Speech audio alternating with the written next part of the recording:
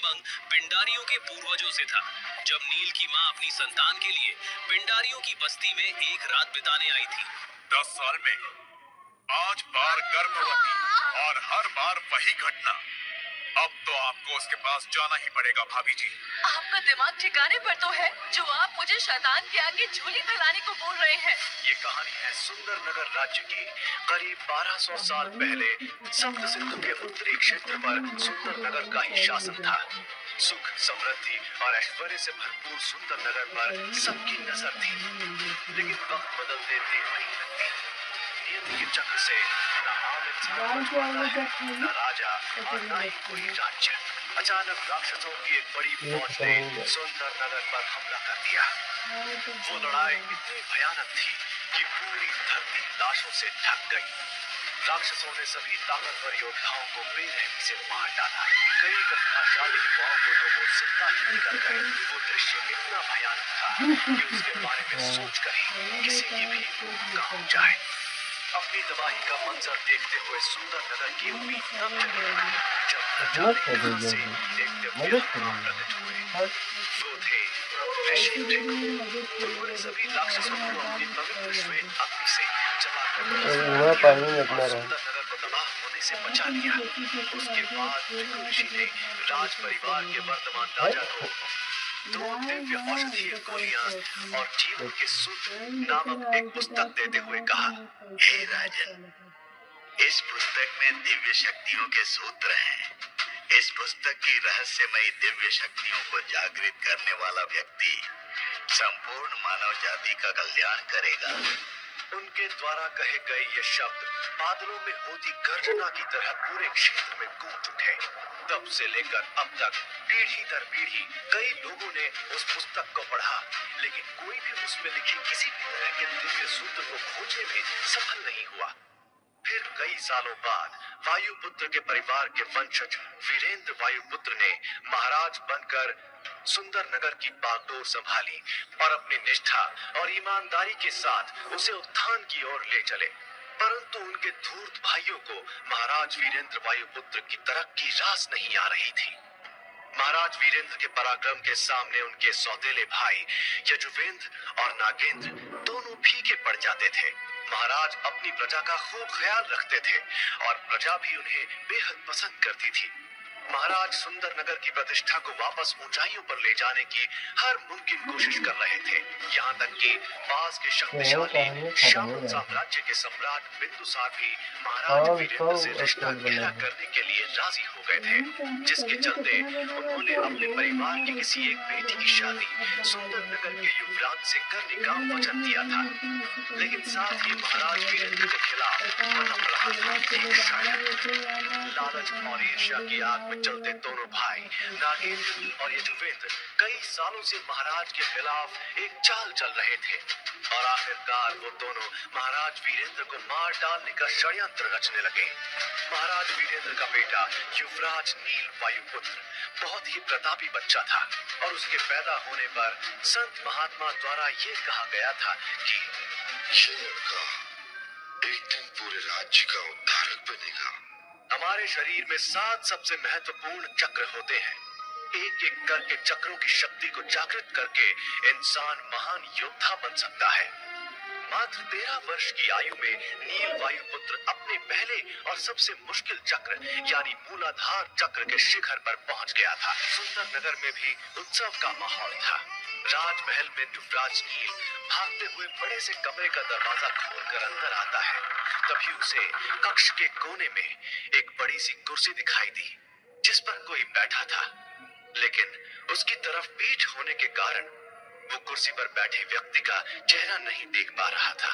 कुर्सी पर बैठे व्यक्ति का चेहरा देखते ही नील की नन्ही आंखों में खौफ उतर आया। उसकी आंखें फटी की फटी रह गईं और वो जोर से चिल्लाया, पिताश्री! पिताश्री! महाराज वीरेंद्र के मुंह से खून की धार बह रही थी और उनका चेहरा पूरी तरह से नीला पड़ चुका था। ऐसा लग रहा था जैसे महाराज को घातक जहर दिया गया हो। मेरे बच्चे, तुम आ गए। आपको क्या हुआ है पिताश्री?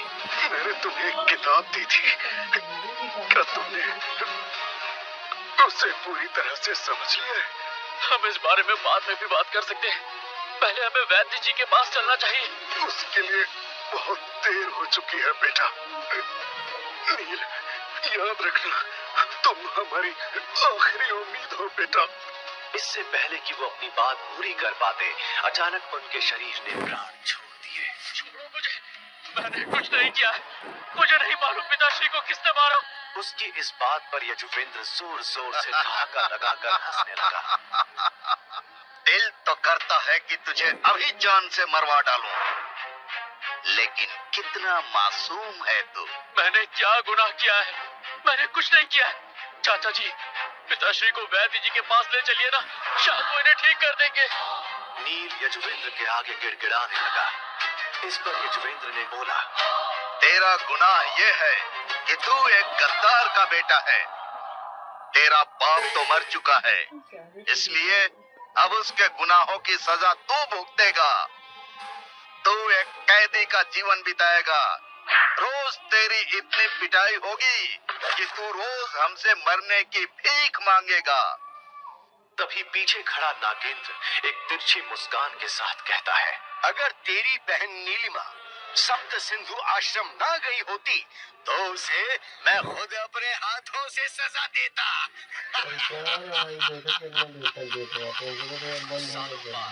नील वायुपुत्र को एक गुलाम का जीवन बिताते हुए 3 साल गुजर गए। ये 3 साल नील के लिए बेहद दर्दनाक थे, क्योंकि उसके चाचा और वर्तमान महाराज के आदेश के अनुसार नील को एक प्रशिक्षण सहायक बना दिया गया था। मुख्य रूप से प्रशिक्षण सहायक मौत की सजा पाए हुए वो कैदी थे जिन्हें शिष्यों के हाथों पीटने के लिए रखा गया था। सभी शिष्य अपनी तकनीकों और शक्तियों का परीक्षण इन सहायकों पर ही करते थे, यहाँ तक कि उन्हें पलटवार करने की भी अनुमति नहीं थी। इनमें से कितने ही गुलाम हर साल मर जाते थे या फिर अपंग हो जाते थे। नील पिछले 3 सालों से प्रशिक्षण सहायक बनकर लगातार मार खा रहा था। नील वायुपुत्र ने इन 3 वर्षों में इतने हमले, अपमान और पीड़ा झेली थी कि जिन्हें गिना भी नहीं जा सकता। उसने अभी से ही अपनी नियति मानकर जीना सीख लिया था। आज का अभ्यास यही समाप्त होता है। अब सभी लोग एक एक सहायक चुन लें। वास्तविक मानव शरीर पर प्रहार करने से आप मानव शरीर की हड्डियों की संरचना और कमजोरियों से परिचित हो जाएंगे। सबने अपना अपना सहायक चुन लिया। जल्द ही सभी गुलामों की दर्द भरी चीखें प्रशिक्षण स्थल पे पहुंच गईं। कई शिष्यों ने बारी बारी नील को चुना, क्योंकि पूर्व युवराज को पीटना उन सभी के लिए किसी उपलब्धि से कम नहीं था। इस दौरान नील शांत रहा और भावहीन चेहरे के साथ अपने शरीर के महत्वपूर्ण हिस्सों को बचाने पर ध्यान केंद्रित करता रहा। इस अपमान और पीड़ा को झेलना वो सीख चुका था। उसने बस इस बात से संतोष कर लिया था कि कम से कम उसकी बहन नीलिमा वायुपुत्र इस सबसे दूर सप्त सिंधु आश्रम में सुरक्षित है। आखिर बात क्या है भाई साहब? नील वायुपुत्र अब 13 साल का बच्चा नहीं है, वो बड़ा हो रहा है और उम्र के साथ उसकी शारीरिक शक्ति भी बढ़ेगी। अब हमें उसका कुछ करना होगा। आप इस बात से परेशान है क्या? वो एक गुलाम है। वो पिछले 3 साल से इतनी मार खा चुका है कि उसके शरीर में लड़ने की शक्ति होना तो दूर, उसके शरीर में आत्मा को पकड़ रखने की भी शक्ति नहीं होगी। आप बेफिक्र रहिए। और नीलिमा वो सप्त सिंधु आश्रम में महायोद्धा बनने की कगार पर होगी। जब उसे पता चलेगा कि उसका भाई हमारी कैद में है तो वो उसको बचाने की कोशिश नहीं करेगी। आपको क्या लगता है मैंने इस बारे में नहीं सोचा होगा? आप निश्चिंत रहिए, नीलिमा का भी इंतजाम हो चुका है। प्रशिक्षण स्थल पर मौजूद शिष्यों ने अपना अभ्यास रोक दिया और उस युवक की चापलूसी करने में लग गए। युवराज, आखिरकार आप साधना से बाहर आ गए। आप काफी ऊर्जावान और तरोताजा दिख रहे हैं। लगता है आपने खुद को काफी मजबूत बना लिया है। हमारे युवराज बहुत प्रतिभाशाली है। ये हमारे सुंदर नगर की शान है। मुझे यकीन है कि इन्होंने अपना स्वाधिष्ठान चक्र जागृत कर लिया है और वीर योद्धा बन गए हैं। नील की नजर रेशमी कपड़े पहने उस लड़के पर पड़ी तो उसके भीतर क्रोध की एक ज्वाला भड़क उठी। ये ये तथाकथित युवराज देवदत्त वायुपुत्र है, जो नील के पिता के सौतेले भाई नागेंद्र का सबसे बड़ा बेटा है और नील की ही उम्र का है। नील को गुलाम बनाए जाने के बाद देवदत्त वायुपुत्र को नील की जगह सुंदरनगर का युवराज बना दिया गया था। कुछ समय से देवदत्त वायुपुत्र अपनी साधना पर ध्यान देने के लिए एकांत में चला गया था, इसलिए कई दिनों से वो कहीं दिखाई नहीं दे रहा था। देवदत्त को महसूस हुआ कि कोई पैनी नजर से उसे देख रहा है। वो अपने चेहरे पर एक मुस्कान लेकर नील के पास आया और उसका मजाक उड़ाते हुए बोला, इतने लंबे समय के बाद भी तुम्हें जीवित देखकर मुझे आश्चर्य हो रहा है। सच कहा, मैं अभी तक मरा नहीं। नील, क्या तुम जानते हो कि मैं एकांतवास में क्यों गया था? नील ने कोई जवाब नहीं दिया। देवदत्त ने अपनी बाजुओं पर हाथ फेरते हुए बड़ी हैरत के साथ कहा, रघु ऋषि द्वारा भेंट की हुई गोली वास्तव में असाधारण है। उसमें मौजूद दिव्य ऊर्जा ने मेरे शरीर को पूरी तरह से शुद्ध कर दिया, जिससे मुझे ऐसा महसूस हो रहा है मानो मेरा पुनर्जन्म हो गया है। उसकी सहायता से मैंने अपने दूसरे कुंडलिनी चक्र की शक्ति को जागृत कर लिया है। अभी तो मेरे शरीर में उसकी 80% ऊर्जा बाकी है। उसकी पूरी ऊर्जा इस्तेमाल करने के बाद मैं बहुत ही जल्द विशुद्ध चक्र जागृत करके महावीर योद्धा बन जाऊंगा। जब नील ने ये बात सुनी कि जो गोलियां उसकी होनी चाहिए थी वो इस गधे को मिल गई हैं, तो वो गुस्से में कांपते हुए बोला, देवदत्त, तुम्हारी ऐसा करने की हिम्मत कैसे हुई? क्या तुम्हारे मन में हमारे पूर्वजों के लिए कोई सम्मान नहीं है? तुम्हारी मुझसे सवाल करने की कोई औकात नहीं है। अब मैं स्वादिष्ठान चक्र तक पहुंच गया हूँ। अब मैं किसी बलिष्ठ सांड को भी हरा सकता हूँ। तुम तो बस एक कमजोर गुलाम हो। अगर मैं चाहूँ तो तुम्हें आसानी से कुचल सकता हूँ। हाँ? और एक बात, मैंने सुना है कि मेरी प्रतिभाशाली चचेरी बहन को सप्त सिंधु आश्रम में परेशानी हो रही है। उसे खाली पानी पर कैद कर दिया गया है। नीलिमा को कैद कर दिया गया है। ये सोचकर ही नील का दिल दहल गया। नीलिमा वायुपुत्र सुंदरनगर की एकमात्र पुत्री, यहाँ तक कि वो नील से प्रतिभाशाली थी। जब वो सिर्फ 12 साल की थी, तब उसकी अविश्वसनीय प्रतिभा को देखते हुए उसे सप्त सिंधु आश्रम में एक आंतरिक शिष्य के रूप में स्वीकार किया गया था। सुंदरनगर की इस काल कोठरी में और नहीं रुक सकता। और समस्या ये है कि मैंने अभी तक केवल मूलाधार चक्र ही जागृत किया है। इतनी सी शक्ति के साथ सप्त सिंधु आश्रम को तो भूल ही जाओ। मैं तो इस सुंदरनगर से बाहर भी नहीं जा सकता। मैं कमजोर हूँ, मैं अभी भी बहुत कमजोर हूँ। मेरी पुरानी किताब में दिव्य सूत्रों का एक पूरा गुच्छा है, लेकिन ये मेरे लिए किसी काम की नहीं है। इसे पढ़ने से मुझे क्या फायदा है? जब से नील को अपनी बहन के बारे में देवदत्त से पता चला है, उसके सभी घाव मानो वापस हरे हो गए। बंधन हो सर। राजा बिंदुसार ने उसके कंधे पर हाथ रखा और फिर एक ऐसी बात कही जिसकी कल्पना भी कोई नहीं कर सकता था। तुम मेरे दामाद बनोगे। वो गुलाम चौंक गया। पूरी भीड़ में सन्नाटा पसर गया। क्या कहा राजा बिंदुसार ने? एक गुलाम? उनका दामाद। आखिर क्या देखा राजा बिंदुसार ने उस गुलाम में? कौन है वो गुलाम और क्यों चाहते हैं राजा बिंदुसार अपनी बेटी मणिकर्णिका की शादी एक गुलाम से करवाना? राजकुमारी, राजा बिंदुसार ने आपके लिए एक वर चुन लिया है। मणिकर्णिका की आंखों में चमक आ गई। उन्हें लगा आखिरकार उनके पिता ने किसी राजकुमार को हाँ कर दी है। उन्होंने खुशी से पूछा, सच्ची? कौन है वो राजकुमार? लेकिन दासी ने जो कहा वो सुनकर मणिकर्णिका की खुशी धुएं में बदल गई, मानो उसकी पूरी दुनिया ही हिल गई हो। राजकुमारी, वो कोई राजकुमार नहीं है, वो एक गुलाम है। ये सुनते ही मणिकर्णिका ने हाथ में पकड़ा शीशा गुस्से से तोड़ दिया। उसका चेहरा लाल हो गया। गुस्सा, अपमान सब एक साथ। वो तेज कदमों से आंखों में आग लिए राजा बिंदुसार के पास गई और बोली, ये क्या मजाक है पिताजी? एक गुलाम? आप मेरी शादी एक गुलाम से करवाना चाहते हैं? मेरे लिए राजकुमारों की लाइन लगी हुई है और आप क्या गुलाम से करवाना चाहते हैं? मेरे लिए राजकुमारों की लाइन लगी हुई है और आप मेरा रिश्ता एक गुलाम से करवा रहे हो? कौन बाप अपनी बेटी के साथ ऐसा करता है? मेरा फैसला अंतिम है मणिकर्णिका, हमारी शादी उसी गुलाम से होगी। नहीं, मैं नहीं करूंगी, बिल्कुल नहीं। मैं किसी गुलाम से शादी कभी नहीं करूंगी। राजा बिंदुसार ने गुस्से में आकर अपना फैसला सुनाया। अगर तुम शादी से मना करती हो तो मैं तुम्हें अपनी सारी जायदाद से बेदखल कर दूंगा। तुम्हें एक फूटी कौड़ी भी नहीं मिलेगी। मणिकर्णिका की सांस अटक गई, उसकी मुट्ठियां भिज गई, आंखों में आंसू आ गए। उसे फिर उस गुलाम से शादी करने के लिए मानना ही पड़ा। मैं मान तो जाऊंगी पिताजी, लेकिन इसके लिए मैं आपको कभी माफ नहीं करूंगी। मणिकर्णिका की योजना साफ थी, गुलाम से शादी करो, पिता की दौलत लेकर उस गुलाम को रास्ते से हटा दो। और कुछ दिन बाद मणिकर्णिका आभूषण खरीदने बाजार गई। उसके साथ था वो गुलाम नील, यानी कि उसका होने वाला पति। लेकिन मणिकर्णिका उसे पति नहीं, बस एक नौकर समझती थी। बाजार पहुंचने से पहले मणिकर्णिका ने नील को उसकी औकात दिखाते हुए कहा, तुम बाहर ही रहना, अंदर मेरी सहेलियां होंगी, उनके सामने आने की हिम्मत भी मत करना। सिर्फ पिताजी की वजह से तुम्हें साथ रखती हूँ। अभी तो शादी तय हुई है, अभी से अपने आप को मेरा पति मत समझना। हाँ। फिर मणिकर्णिका गुस्से से अंदर चली गई। थोड़ी देर बाद नील ने देखा मणिकर्णिका अपनी पैसों की थैली बग्गी में ही भूल गई थी। नील ने सोचा चलकर देखूं। वो अंदर गया। उसे देखते ही एक सहेली ने रुक कर पूछा, ये कौन है मणिकर्णिका?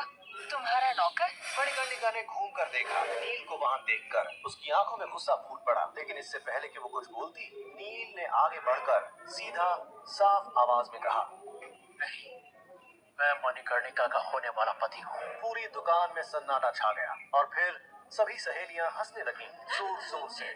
ये तुम्हारा होने वाला पति? मणिकर्णिका, तुम्हारे लिए तो राजकुमारों की लाइन लगी है। ये कौन है? मणिकर्णिका का चेहरा लज्जा और गुस्से से लाल हो गया। सबके सामने उसे अपमानित महसूस हो रहा था। उसने तेज कदमों से नील की ओर बढ़कर गुस्से से चीखते हुए कहा, तुम्हारी हिम्मत कैसे हुई अंदर आने की? मैंने कहा था बाहर रहने को। निकलो यहाँ से अभी। नील ने थैली आगे बढ़ाई। धीमी आवाज में बिना किसी गुस्से के उसने कहा, ये तुम्हारी पैसों की थैली तुम बग्गी में भूल गई थी। मुझे नहीं चाहिए कुछ भी, निकलो यहाँ से। नील चुपचाप बाहर आ गया। अंदर मणिकर्णिका की सहेलियां अब भी हंस रही थी। तभी एक सहेली शुभांगी मणिकर्णिका के पास आई और उसने कहा, सुनो मणिकर्णिका, 2 दिन बाद शाही जश्न है ना, मृत्युंजय महल में। वहाँ सुंदर नगर के राजकुमार राजदत्त भी आ रहे हैं। तो तुम उनकी मदद से इस गुलाम को रास्ते से हटा सकती हो। राजदत्त वैसे भी तुमसे शादी करना चाहते हैं, मैं उनसे बात करूंगी। तुम बस इस नील को वहाँ ले आना। और उस शाम नील अकेला चल रहा था। उसके दिमाग में एक ही बात घूम रही थी, मणिकर्णिका उससे शादी नहीं करना चाहती, वो उसे अपमानित महसूस करवाती है। तो फिर ये रिश्ता क्यों जबरदस्ती? नील ने फैसला किया। उसने कदम बढ़ाए राजा बिंदुसार के कक्ष की ओर। राजा बिंदुसार अपने कक्ष में बैठे थे। नील ने प्रवेश किया, राजा को प्रणाम किया और फिर उसने कहा, महाराज, मैं मणिकर्णिका से शादी नहीं कर सकता। उन्हें मुझसे शादी नहीं करनी। कृपया उनकी जबरदस्ती मुझसे शादी ना करवाएं। राजा बिंदुसार ने नील को देखा और फिर कहा, तुम क्या चीज होनी, न वो मणिकर्णिका जानती है और ना ही तुम। या जानबूझकर अपनी सच्चाई छिपा रही। तुम ज्यादा परेशान मत हो, शादी तो मणिकर्णिका को तुमसे ही करनी पड़ेगी। आखिर ऐसा क्या जानते थे बिंदुसार नील के बारे में जो खुद नील भी नहीं जानता था? और 2 दिन बाद आ गया शाही जश्न का दिन। नील सुनो, मुझे आज एक जश्न में शामिल होना है। तुम भी मेरे साथ चल रहे हो। अपने कपड़े ठीक कर लो, हमें थोड़ी देर में निकलना है। मणिकर्णिका की ये बात सुनकर नील के चेहरे पर मुस्कान आ गई। उसे लगा कि मणिकर्णिका आखिर उसके रिश्ते को स्वीकार करने की कोशिश कर रही थी। लेकिन जैसे ही मणिकर्णिका ने उसे बताया कि वो जश्न के लिए महामृत्युंजय महल जा रही है, तो ये सुनकर नील के चेहरे की हवाएं उड़ गईं और वो बोल पड़ा, क्या महामृत्युंजय महल? राजकुमारी, मैं वहाँ नहीं जाऊंगा और ना ही आपको जाने दूंगा। नील की ये बात सुनकर मणिकर्णिका का दिमाग खराब हो गया और वो चिल्ला पड़ी, नील, तुम पागल हो गए हो क्या, जो मुझे आदेश देने चले हो? राजकुमारी, मैं आपको आदेश नहीं दे रहा बल्कि आपको आगाह कर रहा हूँ। वो महल एक रहस्यमयी श्रापित जगह है और वहाँ जाना तक निषेध था। जिसने भी इतने सालों के बाद उस जगह पर जश्न रखा है, उसको इसका प्रकोप झेलना पड़ सकता है। मेरा निवेदन है कि आप वहाँ ना जाएं। हमारी शादी अभी हुई नहीं है और अभी से मुझे काबू करने की कोशिश कर रहे हो। और तुम जैसे गुलाम को वहाँ के बारे में इतना सब कुछ कैसे पता? मेरे सामने मनगढ़ंत कहानियाँ बना रहे हो। चलो हट जाओ सामने से, मैं तो अब वहाँ जाकर ही रहूंगी। राजकुमारी, मेरी बात क्यों नहीं समझती आप?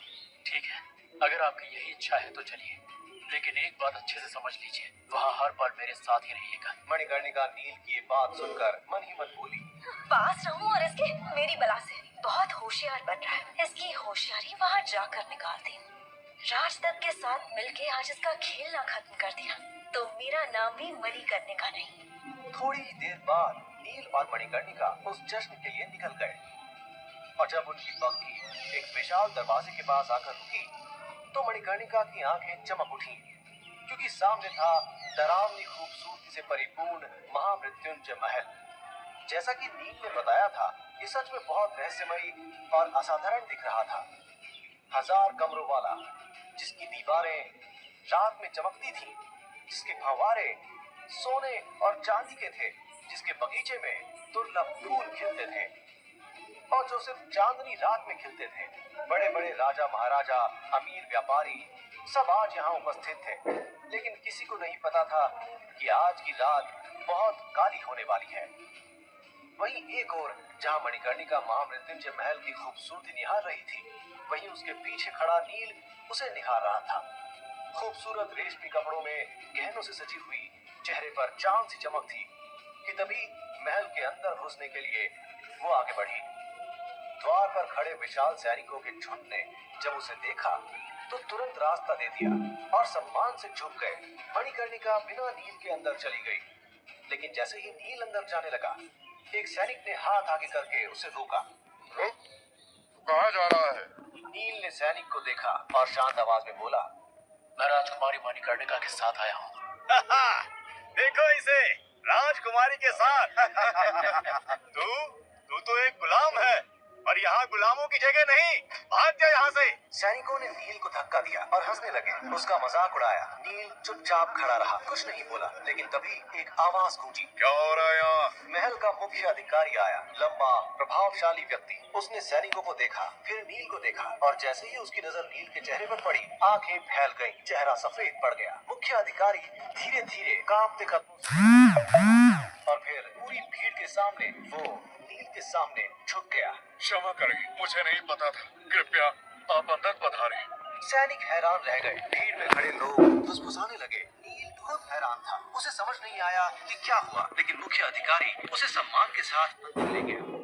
अंदर गया और जो दृश्य देखा वो भव्य था। विशाल हॉल, सोने के झूमर, संगीत, नृत्य और बीच में मणिकर्णिका एक युवा राजकुमार के साथ बातें कर रही थी। वो राजकुमार था राजदत्त, सुंदर नगर का राजकुमार, लंबा, सुंदर, शक्तिशाली, लेकिन उसकी आंखों में घमंड था, अहंकार था। राजदत्त ने नील को अंदर आते देखा, उसकी आंखों में चमक आ गई, एक क्रूर मुस्कान चेहरे पर फैल गई। उसने ऊंची आवाज में सबको सुनाते हुए कहा, तो यही है गुलाम जो तुम्हारा पति बनना चाहता है मणिकर्णिका। राजदत्त की बात सुनकर वहाँ मौजूद लोग हंसने लगे कि तभी राजदत्त मणिकर्णिका के करीब आकर शातिर आवाज में बोला, राजकुमारी तुम चिंता मत करो, आज मैं इसे इसकी औकात दिखा कर रहूंगा, लेकिन आपको अपना वादा भी निभाना होगा और इस नील का पत्ता साफ होते ही मुझसे शादी करनी होगी। राजदत्त की बात का मणिकर्णिका ने कोई जवाब नहीं दिया। वहीं इन दोनों की गलत नीयत से अनजान जब नील मणिकर्णिका के पास गया तो राजदत्त ने उसे धक्का दे दिया। चल हट, तुच्छ गुलाम। तेरी जगह मणिकर्णिका के पास खड़े होने की नहीं, बल्कि तेरी औकात इस जश्न में पोछा लगाने की है, समझा? इतना बोलकर राजदत्त ने शरबत का गिलास उठाया और उसमें से जमीन पर शरबत गिरा दिया और नील को साफ करने के लिए इशारा किया। वहीं नील की नजर मणिकर्णिका की तरफ थी। वो इस उम्मीद में था कि शायद मणिकर्णिका उसके पक्ष में कुछ तो बोलेगी, लेकिन तभी मणिकर्णिका चिल्लाई, मुझे क्या घूर घूर कर देख रहे हो गुलाम नील? शांति से साफ करो ये गंदगी, वरना मुझसे शादी करने का सपना भूल जाओ। नील गुस्से में मुट्ठी बंद कर लेता है, क्योंकि उसके पास कोई चारा भी तो नहीं था। बिंदुसार के वादे के हिसाब से उसे मणिकर्णिका से शादी करनी ही पड़ेगी। वहीं वो मणिकर्णिका को भी नाराज नहीं करना चाह रहा था, इसीलिए तो सारी शर्म छोड़कर फर्श की सफाई करने के लिए नीचे झुका। लेकिन तभी ये क्या मौसम बदलने लगा, आंधी चलने लगी, वातावरण बदलने लगा और न जाने कहां से महामृत्युंजय महल के बने फव्वारे को तोड़कर एक पंचमुखी कालिया नाग प्रकट हो गया, जिसे देखकर सब भागने लगे। भागो भागो, कालिया नाग आ गया। मैंने पहले ही बोला था ये जगह श्रापित है। लेकिन तुम लोगों को यही जश्न मनाना था तो देखो अब क्या हो गया। लो अब मनाओ जश्न। कालिया नाग ने एक एक करके सबको मारना शुरू कर दिया। वहीं मणिकर्णिका डर से कांप रही थी। उसे याद आई नील की बात, उसका आगाह करना, लेकिन वो खुद को कोस रही थी कि उसने नील की बात क्यों नहीं मानी। जहाँ वो इस सोच में डूब रही थी, उसने देखा ही नहीं कि पंचमुखी कालिया नाग उसकी ओर बढ़ रहा है, और तभी वो चीख पड़ी, बचाओ! बचाओ! राजदत्त, कहाँ हो तुम? वो बचाओ! राजदत्त से मदद मांग रही थी, लेकिन राजदत्त तो खुद खंबे के पीछे छिप गया, और वो वहां से ये भयंकर नजारा देख रहा था। और सब जानते थे कि वो कितना खुदगर्ज था। वो कहाँ अपनी जान जोखिम में डालकर मणिकर्णिका को बचाने वाला था। लेकिन तभी जब कालिया नाग मणिकर्णिका पर वार करने ही वाला था, वहां नील आ गया नील, और नाग के सामने डट कर खड़ा हो गया। लेकिन तभी उसने ऐसा कुछ किया जिसे देख सबके पैरों तले जमीन खिसक गई। लोगों ने देखा कि नील कालिया नाग से बातें कर रहा है, और फिर उसने फन पर जैसे ही हाथ रखा, कालिया नाग नतमस्तक हो गया। वो नील के चरणों में ऐसे लेट गया जैसे कोई दास अपने भगवान के चरणों में लेट जाता है। नामुमकिन, ये कैसे हो सकता है? ये इस गुलाम ने कैसे किया? सबकी बात को नजरअंदाज करके नील ने कुछ इशारा किया,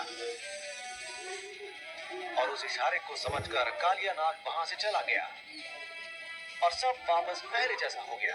वहीं ये सब देखने वाली मणिकर्णिका भी हैरान थी, लेकिन इससे पहले कि वो नील के बारे में कोई अच्छी धारणा बना पाती, उसे भड़काने के लिए राजदत्त वहां फिर आ गया और बोला, राजकुमारी, ये कोई बहरूपिया लगता है।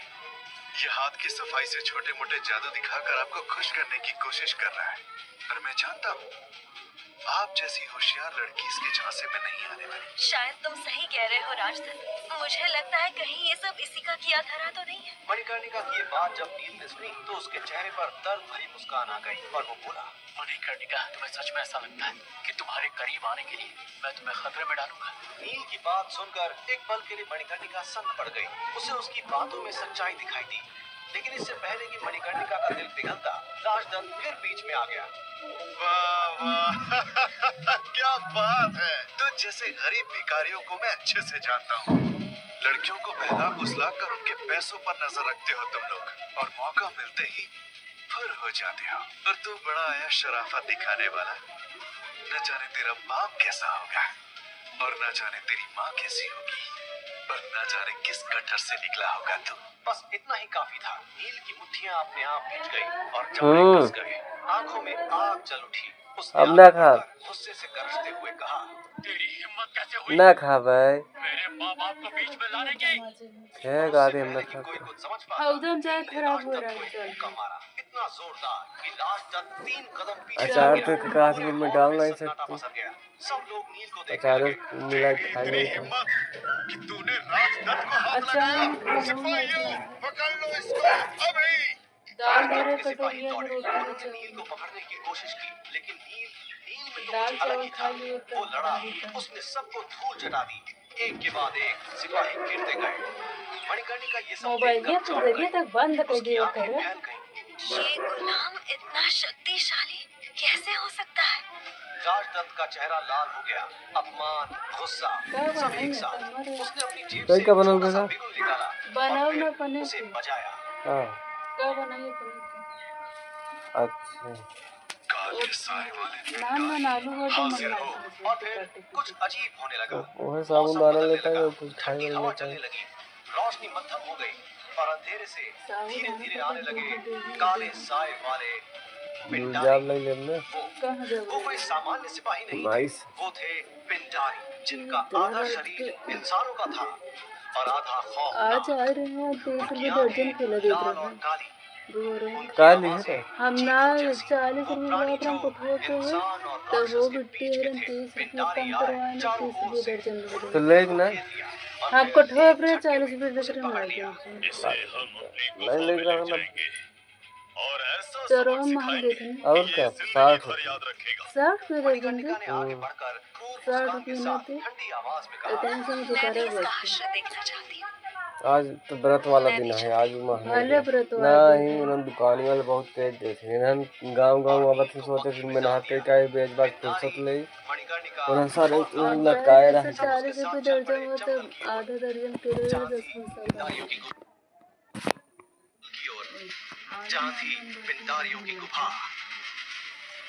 घंटों की यात्रा के बाद बग्घी रुकी घने अंधेरे जंगल में। गुफा के सामने राजदत्त उतरा, मणिकर्णिका उतरी, पिंडारी उतरे और फिर उन्होंने बग्घी का दरवाजा खोला नील को बाहर निकालने के लिए। लेकिन बग्घी खाली थी, नील गायब था। क्या? ये कहाँ गया? नील कहाँ गया? ये कैसे हो सकता है? वो तो बग्गी में था। पिंडारी इधर उधर देखने लगे, सब हैरान थे, डरे हुए थे। तभी पिंडारी की मुखिया की नजर गई बग्गी की सीट पर। वहां एक ताबीज पड़ा था। मुखिया ने वो ताबीज उठाया और जैसे ही उसने देखा उसका चेहरा सफेद पड़ गया, हाथ कांपने लगे, गला सूख गया, क्योंकि ताबीज पर बना था वायुपुत्रों का निशान। वायुपुत्र का ताबीज? नहीं, ये नहीं हो सकता। पिंडारी मुखिया की हालत खराब थी, वो पीछे हटने लगा, डर से कांपने लगा। राजदत्त ने पूछा, क्या हुआ? ये सिर्फ एक ताबीज है, तुम इतने डर क्यों रहे हो? पिंडारी ने कांपते हुए डर से भरकर टूटी आवाज में कहा, तुम नहीं जानते कि तुमने